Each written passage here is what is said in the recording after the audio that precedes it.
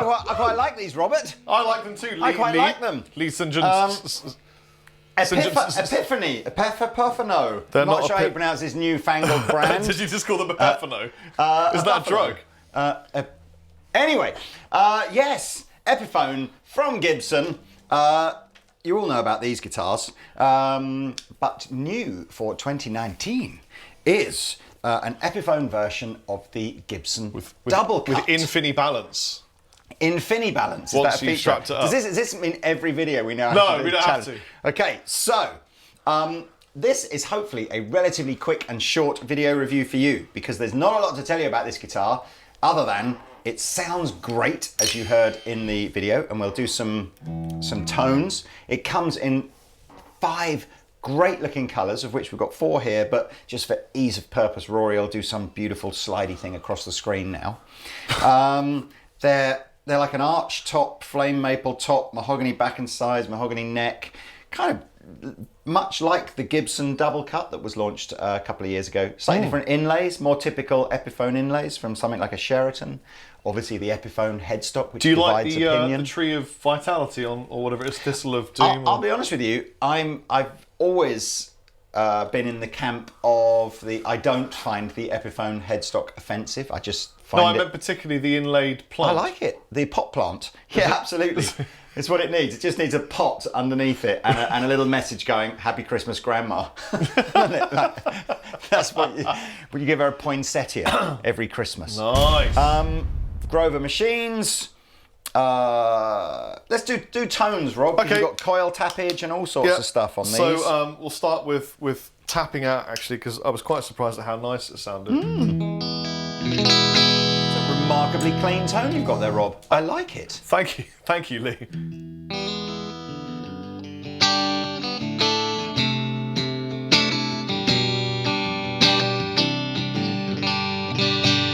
In the treble position.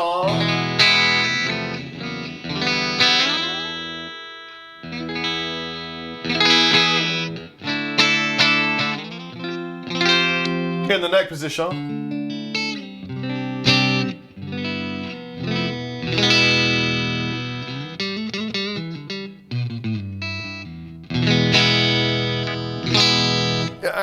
What I liked the most about this particular sound, is it split or tapped? I don't know. It says Do we split, care? and we don't care.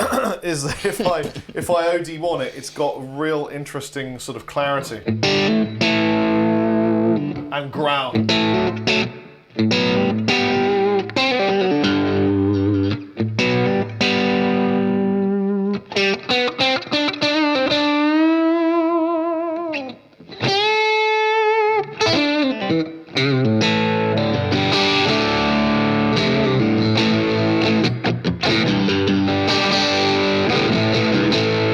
In the treble position with this setting.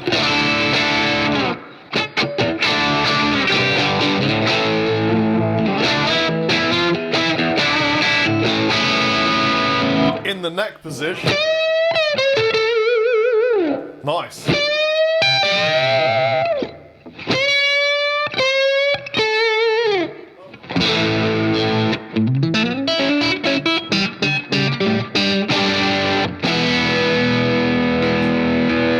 Slapping them back down to where nature intended them to be originally, you get a much thicker sound.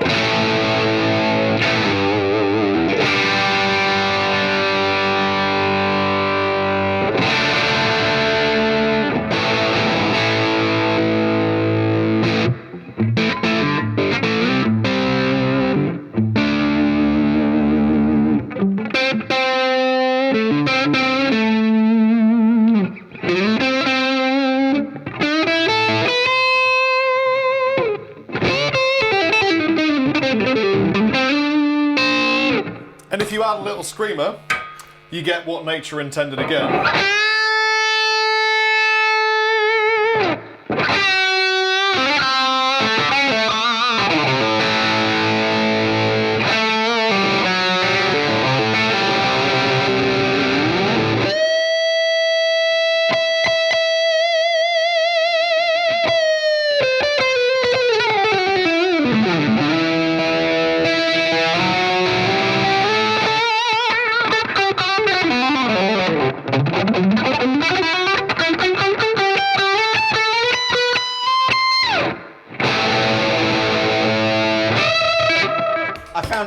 extra feature. I found an extra feature. I found an extra This one feature pops too. out too. Right. What does You that got do? Put it in the middle position. You've got your Peter Green face reversal. No! I believe it does. Okay, here we go. For Father Peter.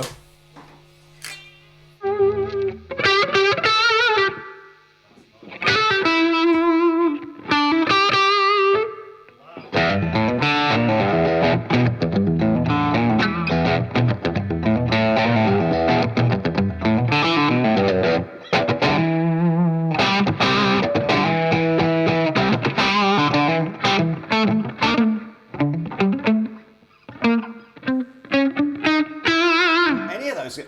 Man, There's another feature hidden. I wish they'd put that is- on. I wonder if they're going to put that on the Les Paul standard soon, because Well- that's cool, man. I really like that, and I actually, I'm finding myself liking the guitar more and more. The one thing I wish you wouldn't do is turn my hand black. Oh my word! What is that? Just like weird stuff. Why is your hand gone black but mine hasn't? I don't know, but it literally has turned my hand black. Isn't that weird? I wonder if Yeah. that's obviously something coming off of the fretboard or the strings or I don't whatever. know, but let's just carry on with it. Yeah, And I think absolutely. it's probably... We didn't do a high gain sound. I mean, I know... I'm sure we did. I get a bit... Let's well, do it. I mean, you know...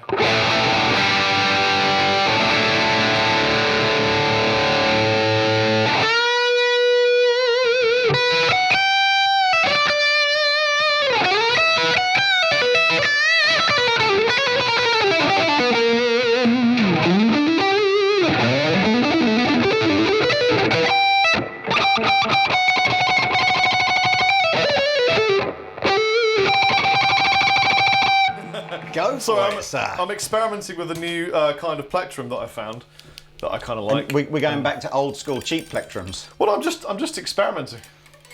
So there we are. So that is the DC Pro, DC for double cut. I mean, not much else to tell you. It literally is a double cutted Les Paul. It's got the same scale length as a normal Les Paul. These are now coming with Palfero fretboards, flame maple veneer. It is a veneer rather than a carved maple top, which you'd kind of expect at this May I price. ask what the price on Imperial wooden ingots would be? It's somewhere between sort of £450 and £500. Right. I think possibly closer to the 500, but I'm not sure. We probably didn't massively explain the phase thing, just to clarify that.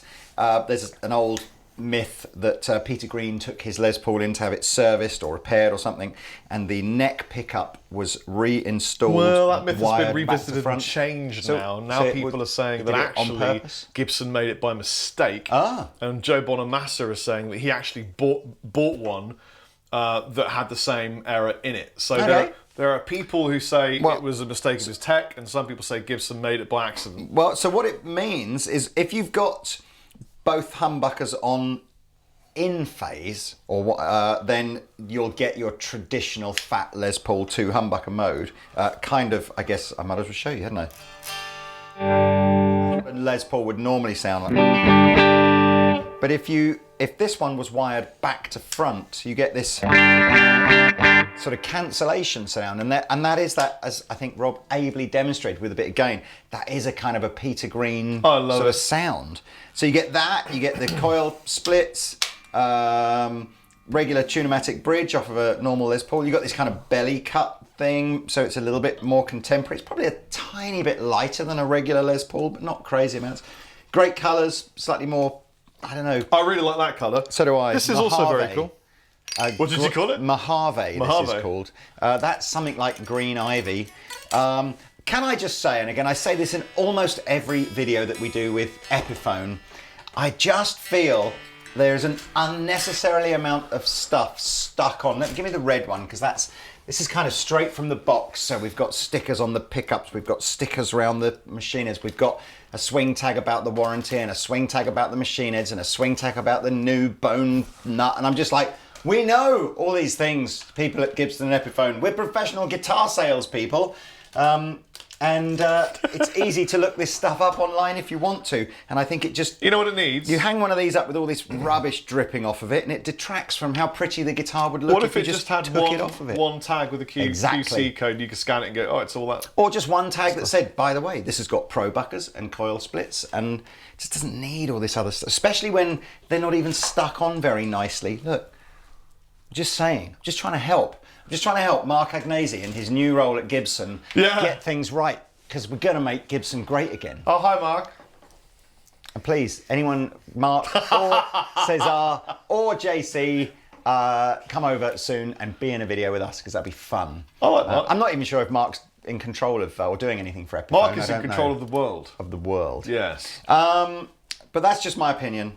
And Your actually, opinion counts for more than most, though. Do you know what was interesting in the last we voiced some opinions in the last Epiphone versus Gibson video, and it sparked a great debate in the comments section about whether Gibson should make guitars in the Far East or not under their own brand name. So there we are. Carry that debate on about whether you think guitars covered in stickers are helpful or not. Surely, I mean, far be it for me to suggest this, but wouldn't you make an Instagram poll and see what people said? Insta who?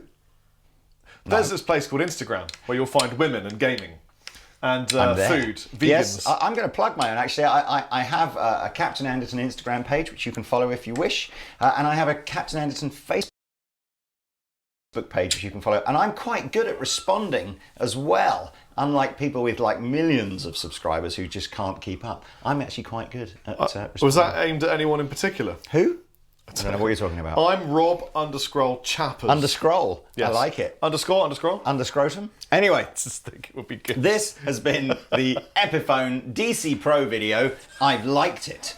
Does it look like a cross between a... oh, no, say it. Get controversial. Does it look like a cross between a PRS and a Longhorn? Do you know what I mean by Longhorn? Is that the Dan Electro Longhorn? Yeah. I mean, let's do the chicken and egg thing. Which came first, the PRS Custom 24 or the Gibson Double Cut? I don't know. I actually don't know. I think the Gibson did. I think there was a Double Cut Junior back in the 50s and 60s. Oh, it's interesting because I didn't know that. I mean, this is the PRS Double Cut is not symmetrical, so one horn is longer than the other. I was avoiding the letters PR and S. It's not even symmetrical. It's not even symmetrical. It's a total, like, I don't know. Eclipse of the... Total eclipse of the fart. Anyway, right, Rob. Good man. I'm going to rip off another Rob Chapman song, and then you can solo over the top of this as we jam out to...